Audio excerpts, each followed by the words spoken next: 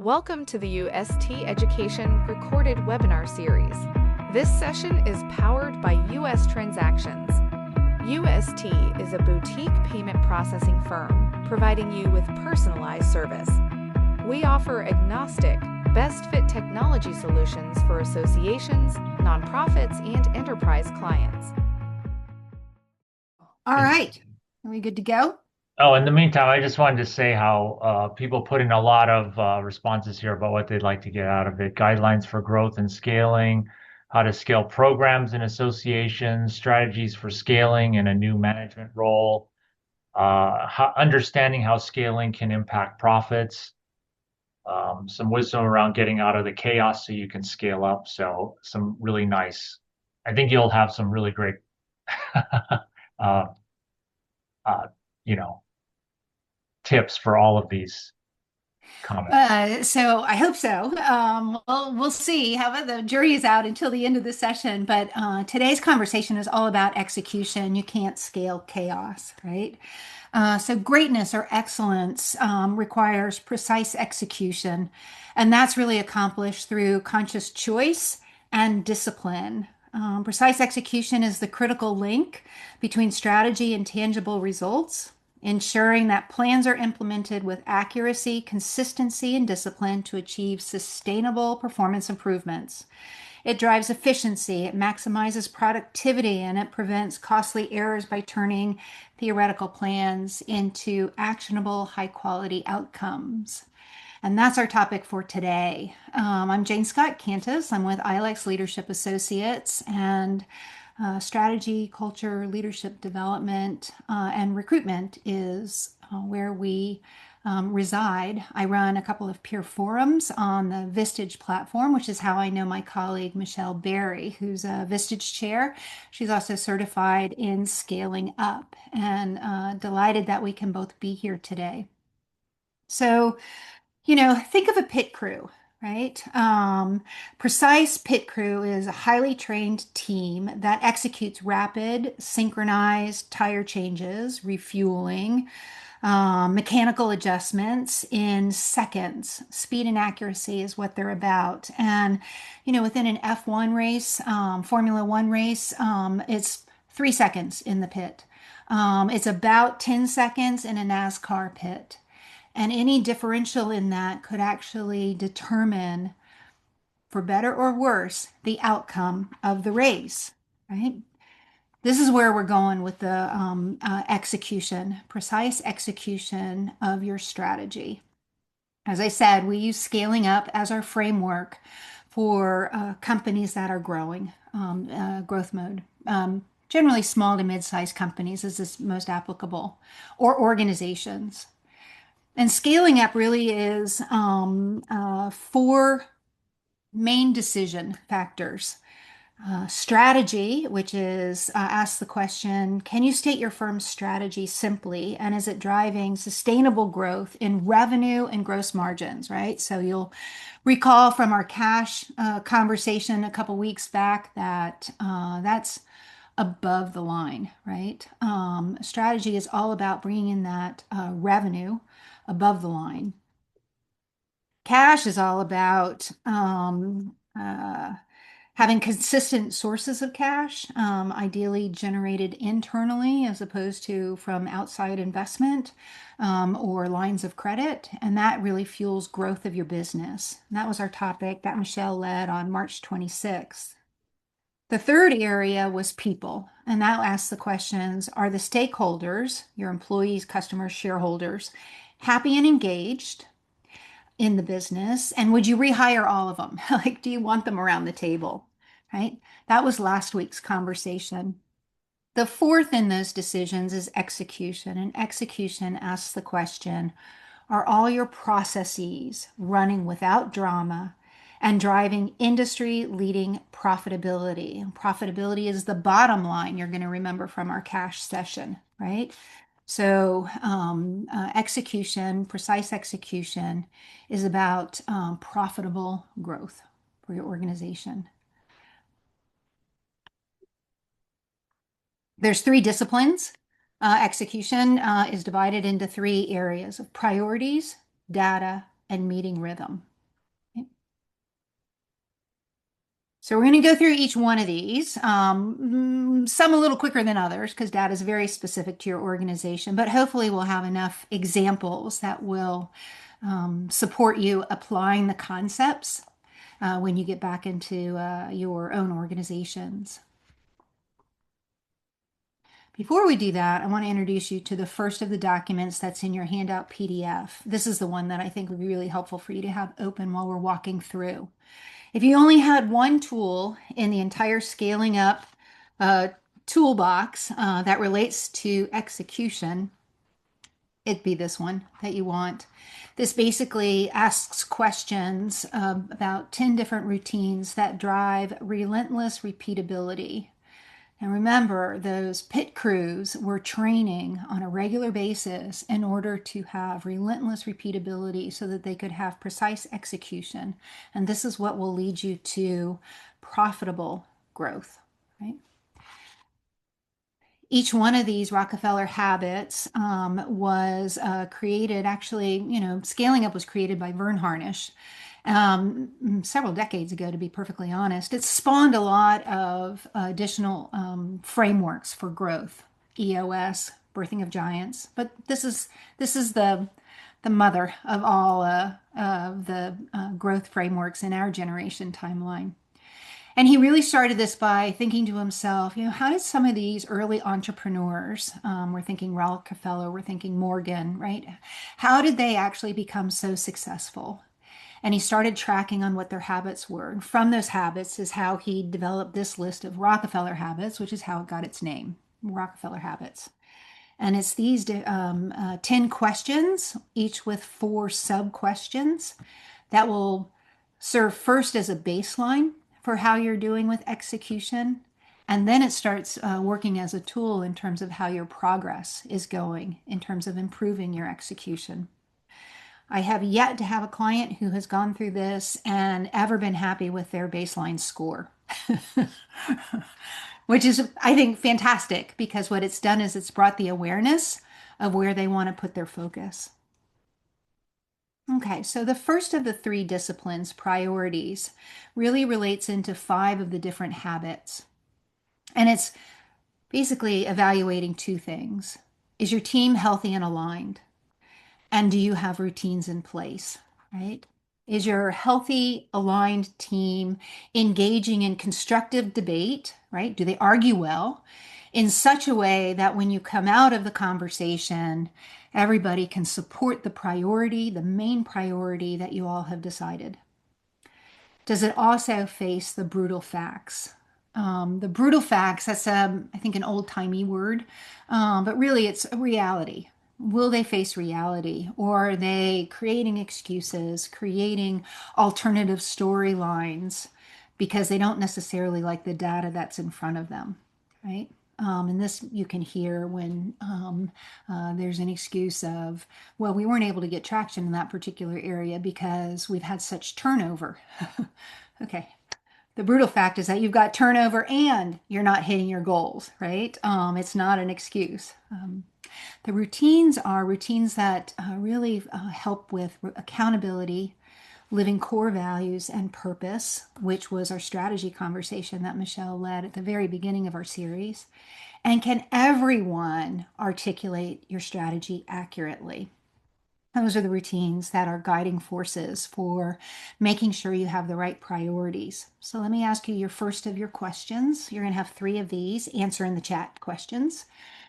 Which of these 5 areas are you, as a team, think about your team, strongest, and which of these 5 areas where you, as a team, need to improve?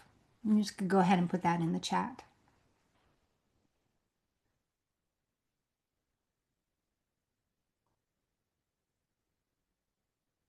You promise to keep this confidential. You and 45 of your nearest and dearest, 55 of your nearest and dearest. Friends, right. And plus AI. Yeah. Right. So the responses are coming in, engaging and facing brutal facts, can articulate the strategy, living core values, and purpose. Wow. Yeah, that's great. Awesome. Yeah. Engaging in constructive debate. Some organizations struggle with all of them. Yeah. Engaging Honestly, in constructive debate is a struggle for some. yeah. So that's wonderful. The one that said that you're kind of struggling with all of them because you now know where you can start prioritizing and become intentional, right? And part of that is, if you look at the rock habits checklist, 1, 2, 4, 7, and 8 are the ones that relate directly to priorities. 1 and 2, they are numbered 1 and 2 because they are the most important to get right. And they are the healthy and aligned team. And everyone in the organization is aligned with the number one thing that needs to be accomplished this quarter, to move the company forward, right? So, habit number one, we were introduced to this at the people section as well. Your team members, these are the 4 sub questions of Rockefeller Habit 1. And you can kind of either do this binary, yes, we do that, or no, we don't, or a little hash mark that says, we're kind of on the border. Or you can actually score it 1 to 10. That's the way you would want to use this tool. You can do it as the leader of your team or a member of the organization, the leadership organization. And you can also bring these into your executive leader or your team meetings and have your team members do it, and then have a discussion around where their scores are different or where they think you need some focus and improvement as a group, right? So use this as a baseline, use this as a benchmark. Do not use this as a performance evaluation or grading tool because really what you want to do is get everybody on board with improvement. So this one really, the one I wanted to call out on this Rockefeller Habit 1 is, the meeting frequency, which is part of meeting rhythm. We'll get to that at the end. That's the third of the disciplines. But really, your team participates in ongoing executive education. Every month, you guys as a team, as an executive team, are learning either a tactical competency, a leadership competency, a process or a management or an industry trend competency. A team that learns together remains innovative and forward moving. So wanted to call that out. Rockefeller Habit 4, you've also seen this one at the people. This is all about accountability. You were introduced to the FACE tool in the people section. Do you have the right people doing the right things in the right way, sitting around the table, right? You also were introduced to the PACE tool in the people session, 4 to 9 processes, where somebody that is accountable for each of those processes that will significantly move your company forward. Financial statements, you can get your financial statements out. We had Michelle introduce you all in the cash section to the financial statements. That's your income statement, your balance sheet, and your statement of cash flows. Each line item should have somebody that's responsible. Revenue would be maybe your salesperson, right? One of the overhead marketing, sales and marketing expense, a marketing person would be assigned as accountable for managing that budget. It's not always a finance person for that. So let's talk about really the 3 words, because people do get confused about accountability, right? Accountability, responsibility, and authority is where you want your distinction when you are having a team sharing in a process or an execution of a process. Accountable, it's the one person that has the ability to count, right? If you really want to look at the word that way. It's where the buck stops, right? It's the one person that makes sure that not necessarily the number or the result is on track, but the process that led up to getting to that number is on track. So think about your CFO. They are accountable for cash, literally counting and reporting that to the team on a daily basis. The CFO is also accountable for alerting the team if he or she senses a potential issue, right? So you need to be the one that's the voice of the process or the task, right? That's being measured. They're tracking progress, giving a voice when the issues arise. Here's the thing, if more than one person is accountable, then no one is accountable. Not no on is accountable, no one is accountable. It's a little typo there. So make sure that the one person who's accountable for giving voice to a process or to an outcome is the voice that's speaking. Responsibility, that could be a number of people, right? Anybody that's kind of has their fingers in the process, right, is going to be considered responsible for it. So think about it as responsibility or the people doing the doing. So they're the ones doing the work of the thing, whatever it is. Authority, this is the person that has the ability to make the decision on the topic, right? The CEO has authority over the cash, signing off on major expenditures and investments, right? You can see accountable, responsible, and authority are sometimes similar people or the same people, oftentimes not. Responsible can be a group of people. Accountability is how many people? Just one. Just one. Right? Okay. That's important when you're looking at the face and the pace charts because you can see that here it's numbered as number 3, but it's really the second column is the person accountable. When you actually put a function in there, HR, recruitment, membership experience, or customer experience, whatever that function is, one person is accountable. Right?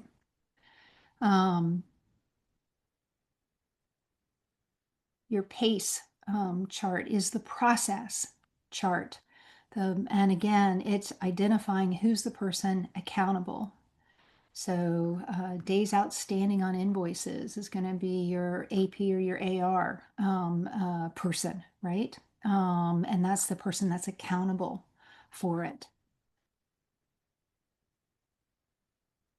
Went over those quickly because we touched on that in the people section at length.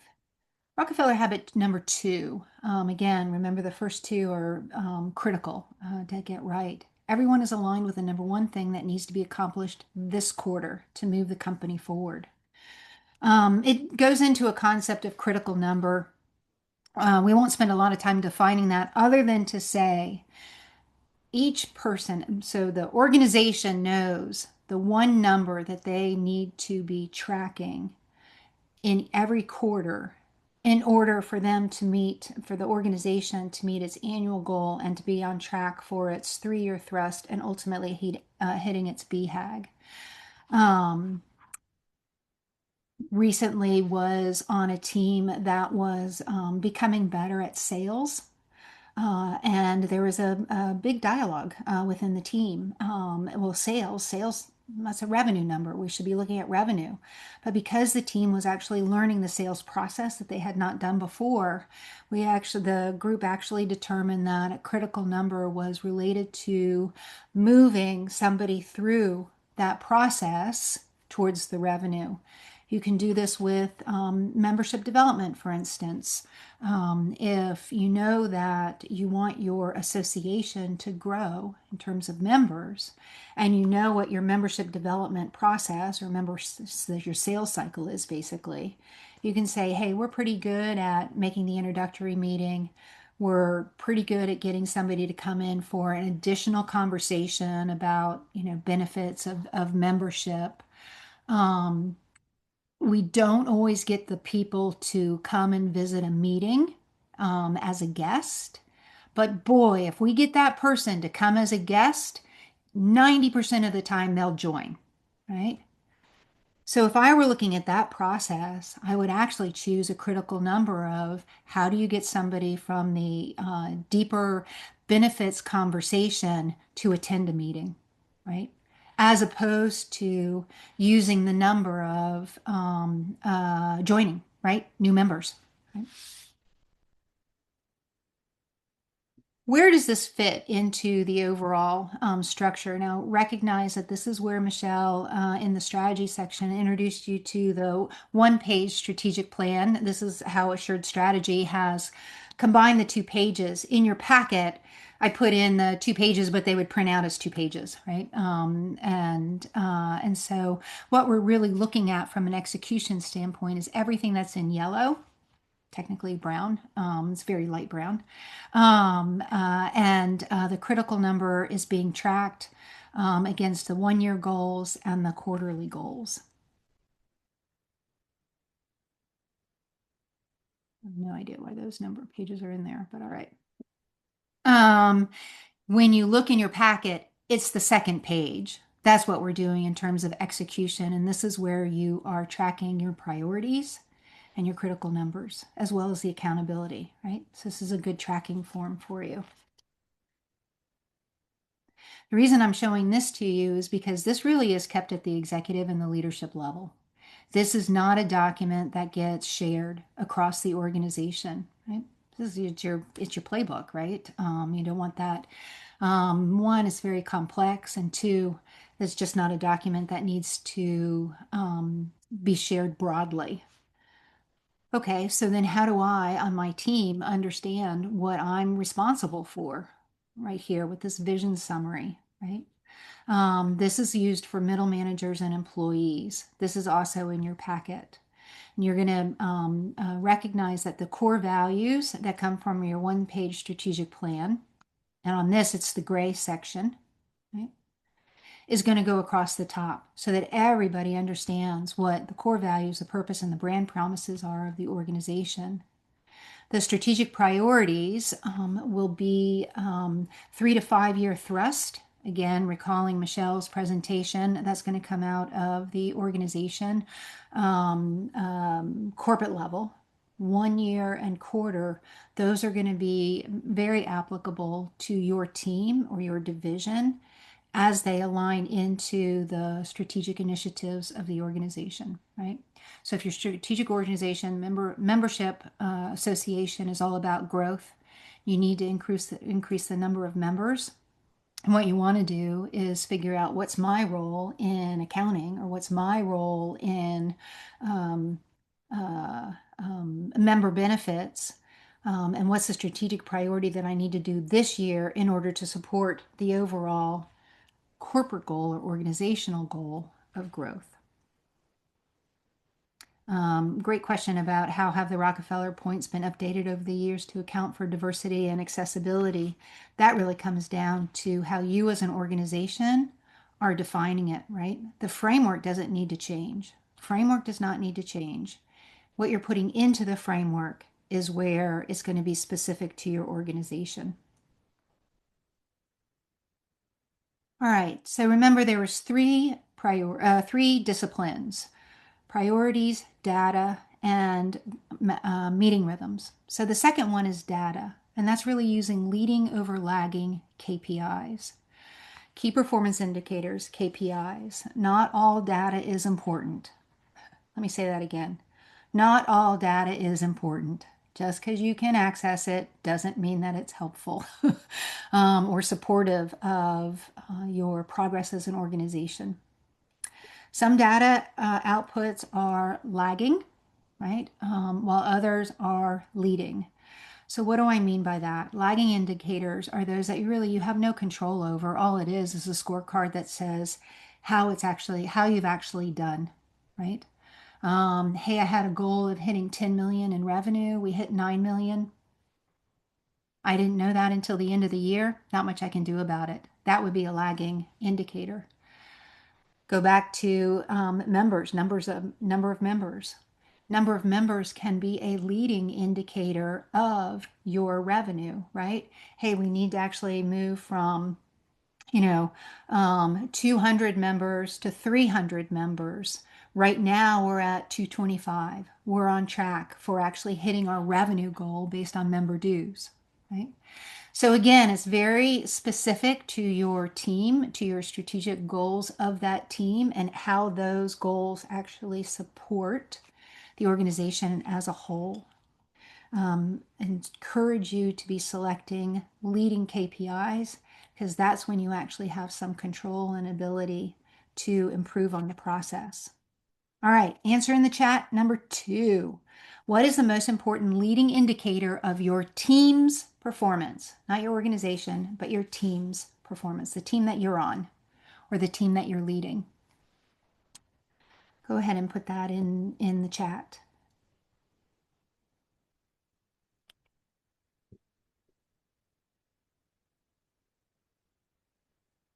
Okay. We've got Membership enhancements growth, to products, membership enhancements to growth. products. Yep, I got it. Thanks. Yep, member satisfaction, that's a great one, right? Customer experience, any of those kind of things. Member retention, yes, very important. Yeah, great. Financial results, yes, yep. I think, Deborah, with financial results, you're going to want to know which of those financial results you have an ability to impact or improve prior to the scorecard, right? The scoreboard being filled, right? So, where do you as a team have the ability to improve? Again, I'll go back. My favorite example, because I think everybody kind of gets this, is days outstanding, right? If your days outstanding on invoices are directly related to how you're doing in terms of a cash position, but also in terms of revenue collected, you want to keep that days outstanding number down to a marginal goal. And that's something that you can do. You can pick up the phone and get your customers to be paying their invoices, right? That's where that concept comes from. So data, as I said, Rockefeller has 4 of the 10 are related specific to data. We haven't spent a lot of time talking about customer data, but customer experience, member satisfaction has an element that's contemplated within Rockefeller habits and in growth, right? Not only do you want member retention, not only do you want employee retention, you want member or customer retention too, right? The one that I want to pull out though is Rockefeller habit number 9.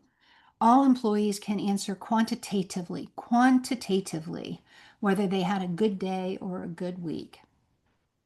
You're going to choose the 1 to 2 KPIs that are reported on each week for each role and person.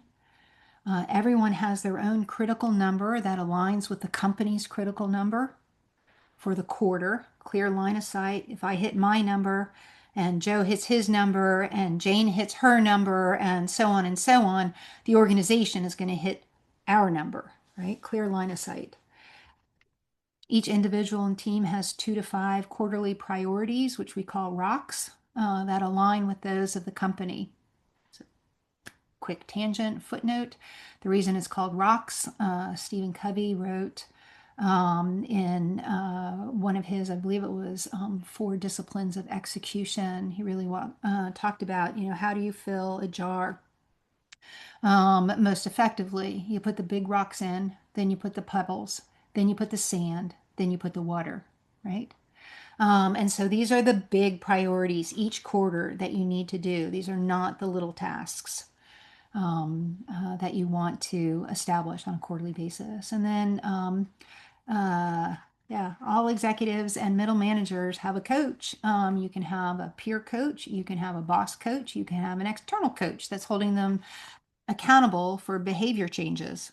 What? How did that fit in there? Yeah, because you are leading a team and you need to know how to coach and encourage and motivate somebody to strive for their critical numbers, right? So that's the inner game, which hopefully we'll have a chance to present as a part of a Leaders Who Scale series. We're talking these last 4 sessions about the outer game. We got to do the inner work too. The inner game runs the outer game. Okay, and then of course, our one-page strategic plan has a great place for you or the executive team to identify what your accountabilities are, right? Same thing on that, middle management and employees. Vision summary right there in front of you. You'll have a chance to track on it, remember it. The next aspect of data is, so you got to know what you're going after, and you go after it on a quarterly basis as it fits into the larger goals. And everybody's going to have their own number. Everybody's going to be striving for something. It's going to be a leading indicator. You can also use scoreboards to track people's progress. Was working with an organization that was actually two organizations that was a really wonderful and interesting comparison in terms of where they placed a priority on sales.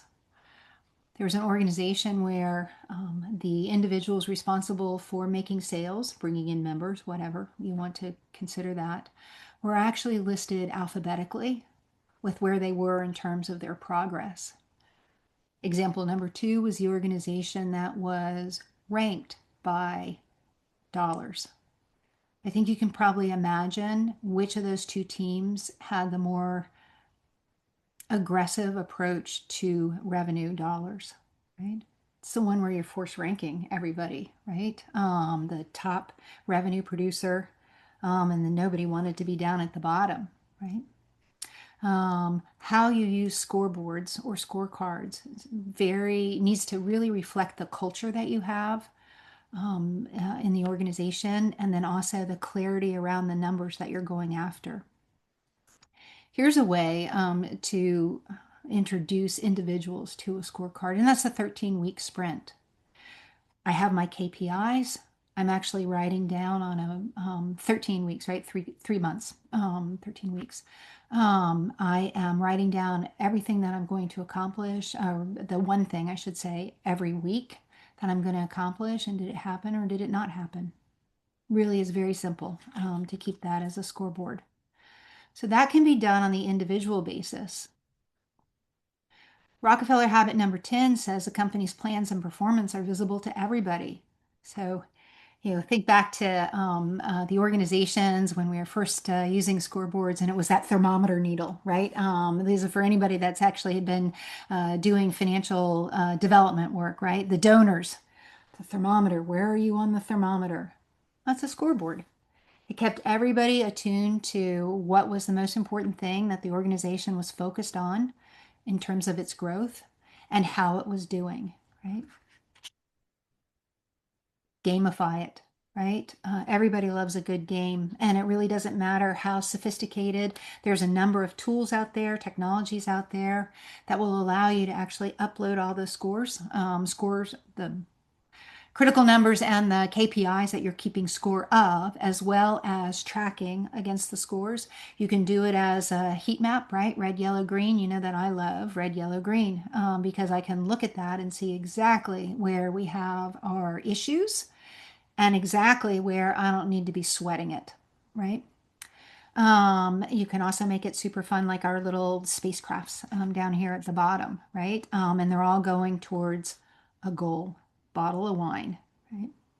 You want to have the 13 week or the 3 month uh, um, uh, sprint to actually end with a reward, right? We all like our carrots. We all like our carrots or bottles of wine. All right, meeting rhythms. Rockefeller habit number 3. And this really, in terms of meeting rhythm, it may say meetings, but it actually really is communication and ensuring that communication is intentional. So Robin, I'm happy to send you the 13-week sprint. It's also super simple to create in an Excel spreadsheet as well, but I'm happy to send that out. I'll get Nicole to remind me of that.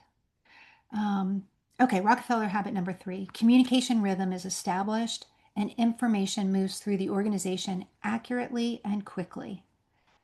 Well, this is probably, in the age of trying to do less meetings rather than more, you guys are probably going to have a little bit of a pause in terms of what we're suggesting from a cadence, meeting cadence. But let me ask you, answer in the chat number 3. It's the last one of the day. How many recurring meetings do you have each month? And on a scale of 1 to 10, how effective are those meetings? Just put 2 numbers in the chat. Kind of in your head, how many regular repeating meetings do you have each month? And then how effective are they on the whole? Yeah, 10 and 2. Yeah, right. 5 meetings, 3 and 2, 10 and 7. Ooh, 6 and 6. That's a good one. 3 and 3. Right. Okay. So, they have a 10 recurring, and they range from 3 to 8. They range from 3 to 8. That's exactly right. Some are more better uses of your time than others. Well, let me suggest, if you actually look at the Rockefeller habit, you would have, as an employee, you would have maybe about 24 recurring meetings, right? Holy Toledo, when does any work get done? Okay, so let's talk about this, the meeting rhythm. You want to block time for intentional, consistent communication. Every day, you should have a tactical 5 to 15 minute, I call them sync ups, but it's a daily meeting. On a weekly basis, the team comes together, right? And you talk about the priorities of that you've set for the quarter, how you're doing along with those priorities, and then at times it's also what are the priorities for the next quarter. On a monthly basis, your executives and your middle managers should have a big issues, right? A process that's not working well and needs some focus. A new competitor in the marketplace, right? So these big monthly issues, and those are usually half to all day meetings with the executives and the mighty middle, right? On a quarterly basis, you want to have a strategy, 1 to 2 days to really say, okay, this 1 page strategic plan, let's go through it. How are we doing? Where do we need to course correct? Right? And where are we going in the future? And then, of course, on an annual basis, you'd have an offsite, which would be multi-days as well. How can you get through all of these? Particularly the daily meeting, that's just 5 to 15 minutes, a recurring agenda. It's the same exact agenda. Routine will set you free, promise you. You customize your agenda to the need of your organization, but it's the same agenda that occurs for every flavor of those meetings, right? And you distribute the agenda in advance and you stick to it. Routine is essential, right? Think of that pit crew. They're not sitting there kind of when the Formula One car comes in and they know that they have 3 seconds. They're not sitting there going, well, should we do the oil first, or maybe we look at the tires? They're not revisiting anything. They know exactly what that routine is, right? And then you encourage offline conversations for topics that don't require the group's time. Hey, that's between the two of you all. Why don't you have that as a sidebar at a different time? It's the team. When the team comes together, the team's talking about the team's issues. So here's a sample agenda for a daily meeting. 3 questions, honestly, 3 questions. What's planned for the day? What are you going to get done today? Because remember, I'm going to see you tomorrow. I'm going to ask you how your day went, right? What's the status on your daily metrics? How's it been going, right? And where are you stuck? Sometimes I'll ask when I'm in a coaching situation, what got in the way? You said that you were going to make those 3 calls, right? You're a salesperson. You're making 3 calls a day to new cold calls, 3 cold calls. You only did 1. What's getting in the way, right? That's a coaching question for them. It's not a why didn't you do it, right? Which is can feel punitive. Weekly team meeting. Again, 60 to 90 minutes, less is more. So just depends on the size of your team. It's a 1-word check-in. Hey, check-in. Enthusiastic, energized, slow moving, right? Hyphenated. You want to review the purpose, the values, the promise, and your quarterly theme that you've pulled together. Again, this is very fast. This is not a deep conversation. This is just a reminder of why we're here and what we're doing and the direction we're heading. 20 seconds. Tell me one good thing that's happening, right? My kid got potty trained, or that client who hadn't been returning my calls returned my calls. Really doesn't matter. Just share a piece of good news, kind of sets the tone. It's a warm-up exercise. Then you review the top KPIs. You review the quarterly priorities, the rocks, and you discuss the reds. What's not going well? That's where I'm going to put time and attention. Any emergencies or challenges? All right, what do we have in store for next week? Boom, we're out. What you get with that conversation is your team now is aligned. They know where everybody else is. They know what follow-on conversations they need to have with somebody. If it's, a disconnect between two sub-departments or subdivisions within your organization or your team, right? And everybody is aligned. Remember, healthy, aligned team. We've had a number of comments in the chat about some of these issues people have, issues with lack of clear agendas or um, variety of different meetings, but they don't seem to be terribly productive all the time. And just a Yeah. variety of people basically resonating with what you're talking about. Yeah. So I'm going to call out Wade, CEO of US Transaction. Thank you for having us. One of our 12 culture principles is being more prepared than anyone else. We have a rule that every meeting has an agenda prepared in advance, which is fantastic. And what we're suggesting is that every agenda should be the same on a weekly basis so that you come in knowing exactly what I need to be prepared to talk about. And I'm going to talk about it. And I'm going to talk about it effectively and efficiently, right? The larger agendas or the monthly meetings of executive leaders and middle management, and then the strategy, the quarterly and the annual strategy sessions. Those also have this same general agenda items. Content will be different. But the daily meeting and the weekly meeting is a way to manage your employees and your teams. You want those agendas to be the exact same.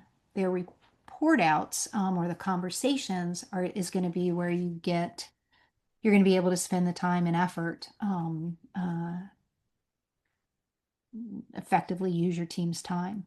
Yeah, that's awesome, Wade. All right. And then, of course, we all have that, one scribe who's in the meeting. And we are thankful for the scribe, right? It's the person that just learned how to write notes, sometimes verbatim, right? It's also a great way not to have to be engaged in your meeting if you're taking notes, right? So again, with the idea of being efficient, with the idea of wanting everybody engaged in the conversation and engaged in understanding where the team is, they came up with a super simple tool. This should be in your handout packet, the who, what, when. It truly is so simple. Who is going to do what by when, right? Now, the who is the person that actually fills out the form. So I have committed to Michelle that I'm going to send out, actually, I've committed to you all that I'm going to send out the 13-week sprint document. Great. That's the who. I'm the who. I write my name in the who box. The what is send to Nicole the 13-week sprint handout so that it can be distributed to attendees. By when? By the end of the day today. Now, the reason that I have filled it out is because I'm the one that is responsible and accountable, the one accountable for getting this done. And if I write down what the what is that I'm going to do, there's no way that I could misunderstand what it is that I think I'm supposed to be doing. By showing it to you all, you get an opportunity to see whether or not I'm understanding what it is that you need me to do, right? But I've written it down, so there's no excuse for me to say I didn't understand what I was supposed to do because I wrote it down, right? And there's no question in my mind of when it's due. I didn't know when the deadline was because I specifically wrote down 5 p.m. April 7th, right? They argue that this is the only note you need to keep for an hour that is over an hour long, right? This is the only thing you need to walk out with because these are the decisions, the actions that you as a group have agreed to take. I don't know. I happen to be a note taker. I find that helps my memory by writing it down. So I've not been bold enough to only do this. But I will say that when I have this, and I use this with my peer forums specifically, when they have committed to the group that they're going to do something, I get them to actually complete this. And allows the group to hold one another accountable. It also allows us to walk out with our checklist of actions at the end. I do still add some color commentary in my own notebook because I'm just used to that. But those are really the main concepts that I wanted to share with you today about execution. It is providing the focus. These are tools that will provide focus and discipline so that you're not scaling chaos. I'm happy to answer any questions that you have. Go back and review in a little bit deeper depth any of the tools. So let me just give a second or two of quiet and see, am I using AI to prompt note taking? So Nancy, that's a great question. In general, I don't, but that's given the nature of the work that I do, right? I am, as a leadership coach and as a consultant, I am not necessarily protected should issues arise. And so I generally try not to take notes so that I can specifically say, I don't have any notes to turn over, right? So I'm trying to get good at just doing the habits and the checklist, right? If I'm having meetings on a daily basis or on a weekly basis, I should be up to speed on what everybody's doing. So I don't necessarily need to have memories about that. And anything that was important in terms of something I promised to do or something that somebody else promised to do, that's going to be on my WWW. AI seems to just pop on to all of the um, Zoom and Teams and Google. And I think it was one thing to have a transcript. I think it can be useful. I would still also learn how, for execution related, for team work, I would figure out how to actually make sure that you're connected to humans who are actually performing the work with you, right? And with that engagement, I think that it covers the gap of any AI. What other questions do you have? Jane Scott and Michelle, there was a question asked earlier by Nancy Sherwood. How do you get certified in scaling up? You can just go to scalingup.com and it will lay out the process for that. You can sign up and do it. I will say that I am all but paying the certification. So I've gone through all the courses and I've done the exams, and all I need to do is write the check to get certified, and I've chosen not to because all of the tools that you receive today are actually free. The book is free, and you can actually learn a lot of the processes yourself without necessarily getting certified. If you want to use it in a coaching or a consulting nature, like Michelle and I have, the certification, it's a fairly expensive annual fee. And I just didn't see the point. I didn't see the need at present to do that. Whereas, this is Michelle, I, by contrast, do a lot more of this work and have done for, I've been working with scaling up as a methodology for years now. And so because I That's use it great. Thanks, much Michelle. more. What other questions did you all see in the chat?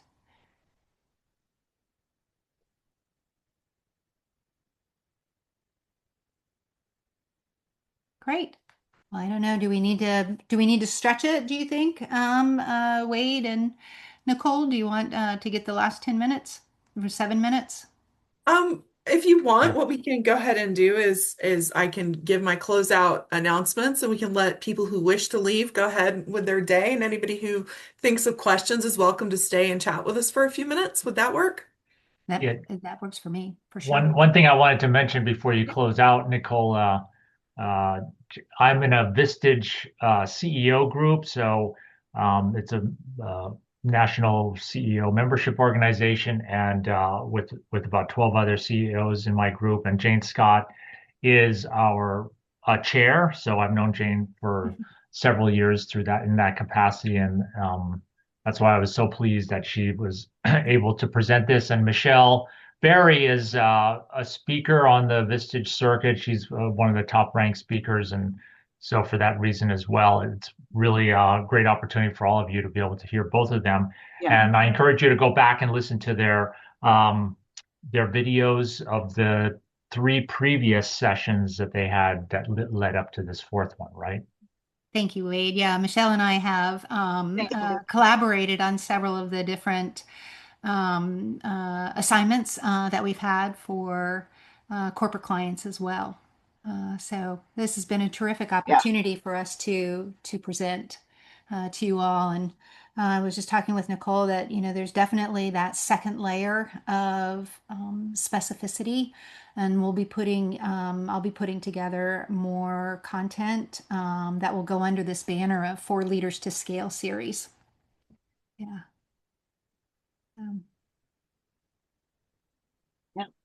So Suzanne actually has a question, Nicole. Are the recordings of prior sessions eligible for CAE credit, or do CA credit need to be live? Yeah, unfortunately, no, we're not currently able to offer credits on demand, only for live sessions.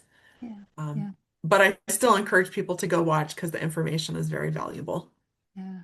That's like my CLE credits for my law degree. It's sort of, there's only a few of those hours I'm allowed to actually do as on demand. Everything else needs to be live. Yeah, yeah, I can see why. Yeah. Mhm. Great. All right. Well, so you've been looking at my email and Michelle's email and our cell phone number. So if you have additional questions or you want to actually even take one of these tools and do a deeper dive, happy to schedule time. Just go ahead and ping one of us. And I'm happy to schedule something on the calendar. I'm sure Michelle is too. I didn't want to actually volunteer her. Oh no, volunteer me. That's why we do the work we do, because we really get a lot out of being able to help leaders like yourselves be more successful.